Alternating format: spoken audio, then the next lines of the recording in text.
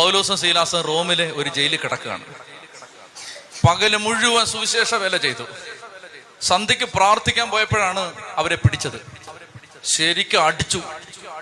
ഒരു പോക്കറ്റടിക്കാരനെ ജനക്കൂട്ടത്തിന്റെ കൈ കിട്ടിയാൽ അവരെങ്ങനെ പെരുമാറുമോ, ഒരു സ്ത്രീയുടെ മാല പൊട്ടിച്ചവനെ നമ്മുടെ കേരളത്തിലെ ആളുകൾ എങ്ങനെ പെരുമാറുമോ, അതിനേക്കാൾ മോശമായിട്ട് അവരുടെ വസ്ത്രങ്ങൾ അഴിച്ചു മാറ്റി അവരെ പ്രഹരിച്ചു എന്നാണ് പറയുന്നത്. എന്ന് പറഞ്ഞാൽ വസ്ത്രം എല്ലാം വലിച്ചു കീറിയിട്ട് ശരിക്കും അടിച്ചു.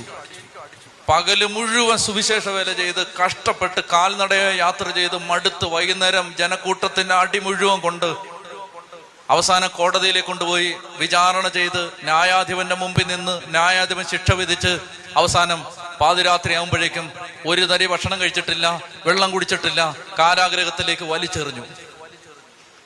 കേൾക്കുന്നുണ്ടോ നിങ്ങളിത്? കാരാഗ്രഹത്തിലേക്ക് വലിച്ചെറിഞ്ഞു. അപ്പൊ